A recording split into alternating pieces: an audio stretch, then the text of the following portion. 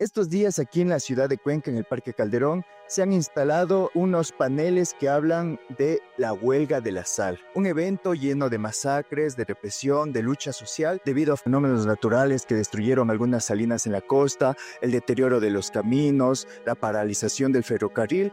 La sal no llegaba aquí a Cuenca.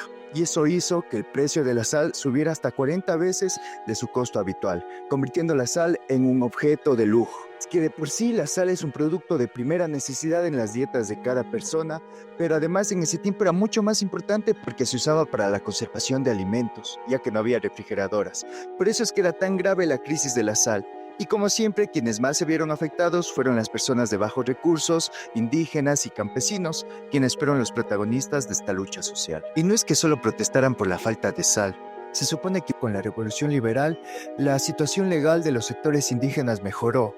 Pero no fue así. En realidad continuaba la explotación y los abusos por parte de autoridades locales y los terratenientes. Les exigían trabajos forzosos para las obras públicas, les aplicaban impuestos para los productos básicos a todos los campesinos.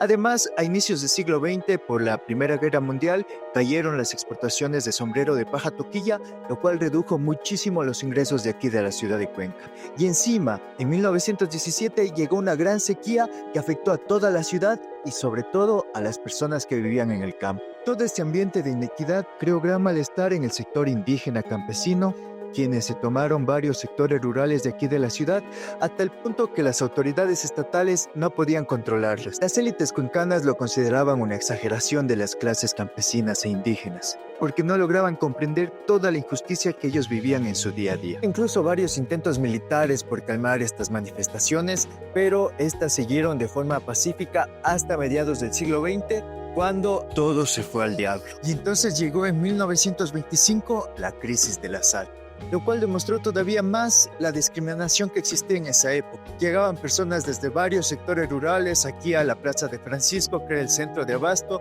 buscando un poquito de sal, solo para descubrir que no había suministro, porque los comerciantes locales acaparaban el producto y buscaban venderlo a precios exorbitantes aprovechando la escasez. Mandaron delegaciones para que vaya a hablar en los departamentos gubernamentales a encontrar alguna solución a esta crisis, pero todas sus quejas y reclamos fueron ignorados sistemáticamente. Es en ese momento en el que las manifestaciones indígenas, que hasta ese momento habían permanecido pacíficas en las afueras de la ciudad, decidieron tomarse Cuenca, que representaba un símbolo del poder que los oprimía. Así que con el sonido de una quipa, hombres y mujeres indígenas se convocaron a las afueras de la ciudad para aumentar el número de personas y hacer guardia frente a la posible toma de la ciudad de Cuenca. En las mañanas permanecían en resistencia y en las noches realizaban pampamesas comunales. Y eso, sumado a que muchas personas que vivían aquí en la ciudad, en el sector urbano, también estaban indignadas por la falta de sal, hacía que ya se sienta la tensión en el aire frente a las manifestaciones. El gobierno del presidente Córdoba, asustado, intentó calmar los ánimos,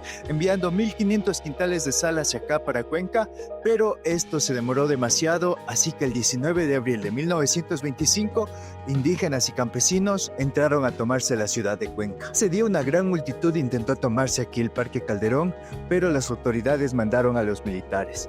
Y en medio de esta confrontación primera se escuchó un disparo que mandó todo el tumulto por todos los rincones del parque. Aunque varios huyeron, otros continuaron gracias a la voz de las mujeres indígenas y campesinas que gritaban sal o sangre, como un reclamo por la justicia que tantos años no habían recibido. Y entonces se armó el caos. Los manifestantes se metieron a casas y a negocios, encontraron las tiendas donde estaba escondida la sal y se la repartieron, metieron a instituciones públicas con el afán de exigir a las autoridades una solución, y fue entonces que se dio la orden de reprimir con firmeza.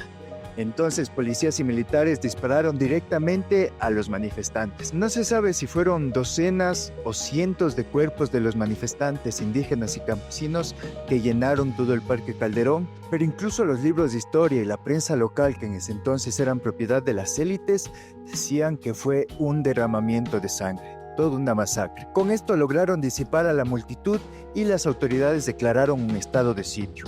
Pero estas instrucciones no fueron acatadas por la ciudadanía, demostrando la indignación que todavía estaba muy latente. Al otro día todos los periódicos hablaban de la masacre y se continuaba con un sentimiento de tensión en la ciudad.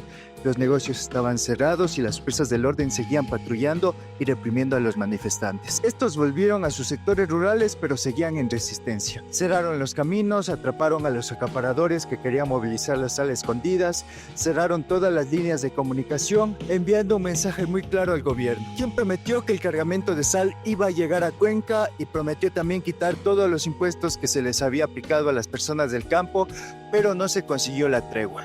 Las personas del campo y los indígenas siguieron protestando, y esta vez ya no solo por la sal, sino por sus muertos y por todas las discriminaciones que habían sufrido durante años. Era una protesta contra un gobierno que se volvió ciego a su hambre y contra una sociedad que les consideraba ciudadanos inferiores. El 9 de julio de 1925, los militares derrocan al gobierno del presidente Córdoba en lo que se conoce como la Revolución Juliana. Y el nuevo gobierno hace compromisos con el sector indígena para cumplir sus exigencias y asegurar que no haya tanta discriminación como había hasta ese entonces.